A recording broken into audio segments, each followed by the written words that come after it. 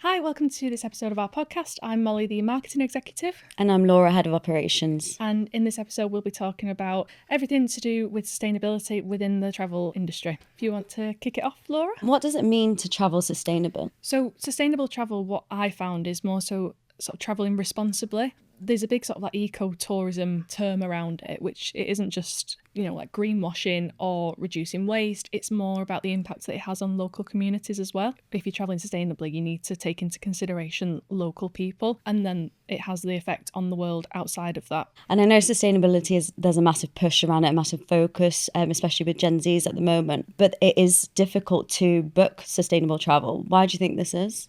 Yeah, like Booking.com did a report recently. It was like 83% of global travellers said that they had the desire to travel sustainably as well, and 63% said that it's a necessity to them, that it has to be sustainable. But travel companies don't make it easy or accessible for people to travel sustainably.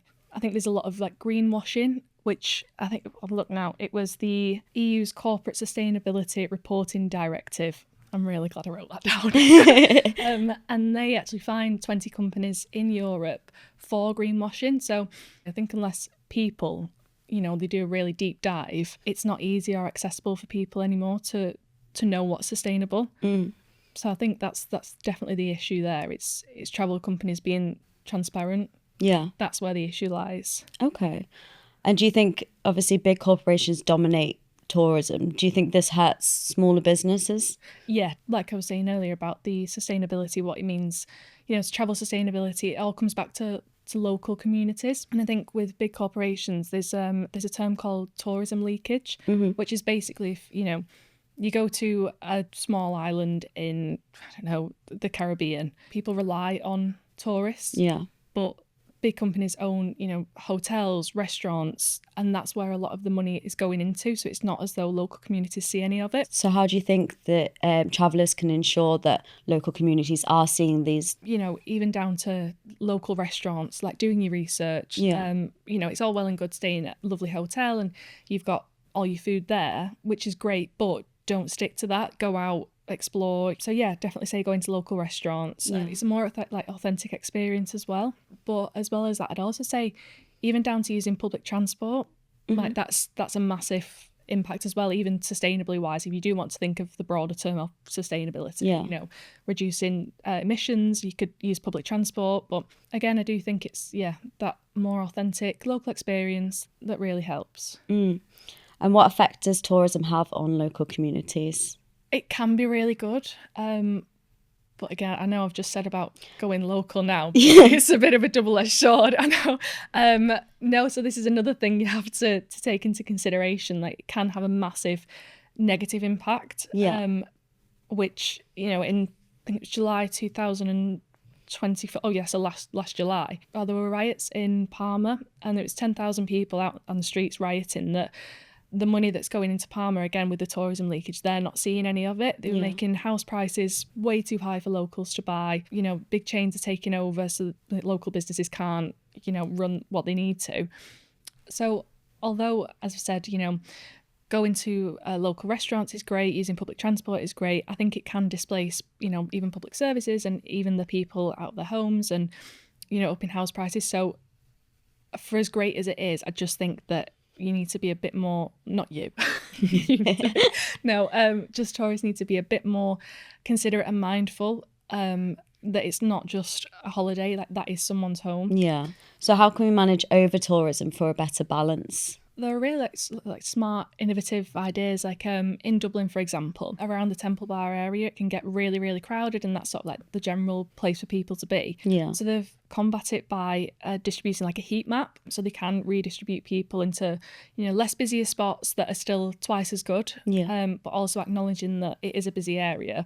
Maybe come this way instead. So that helps over tourism. It also helps distributing it out into the local economy and not just like tourist spots. Yeah. So there's that. And I also found as well, like if you promote off-seasonal travel, so even like big travel companies and like ourselves, we've got like last minute holidays that, okay, you wouldn't want to go to a sunny place in, I don't know, winter, but actually that's a lie, you would.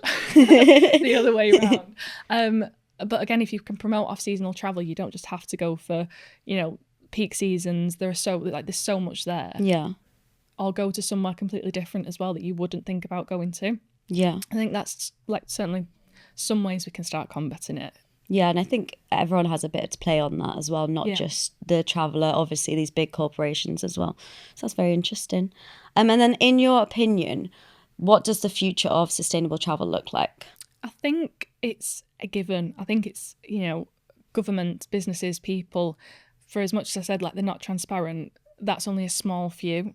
A lot of them are, there's a high push for it. It's not just a word that's thrown about anymore. It's a word that's serious. So I think before we even realise it, sustainability will just be a way of travelling. Yeah. Even just the phrase like train over plane.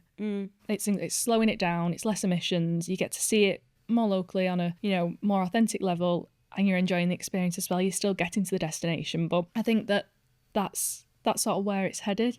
Well, just on that point there, Trainline have done a really good breakdown where it now shows you your CO2 emissions that you're saving, which is quite a cool feature. So you can see how many trains you've got, and then it'll break it down, which I think's interesting. Yeah, definitely. No, this is it. Like, it's an obvious thing now that you've noticed that. It's things that people notice because it's a big deal. So I think that's where it's heading. I think we won't even notice it anymore. I think that'll just be obvious that things are on there. So it's only growing in the sustainability part in tourism. Do you think it's a buzzword, or do you think that... Yeah, I think some companies can use it as a buzzword. Even before looking at this, when I thought of sustainability, it was just like CO2 emissions and greenwashing, but not even all the terms that come with it, like the ecotourism, travelling authentically, and like local people and environment, but the environment that people live in as well. So I think it's just making people aware exactly what you're talking about when you're talking about sustainability, because it can lead into greenwashing and all that. So I do think it can be a buzzword, but in a few years it won't be. Well, thank you so much for answering the questions. I've learned so much and telling me a bit more about sustainability. And thanks everyone for watching. Yeah, thanks guys.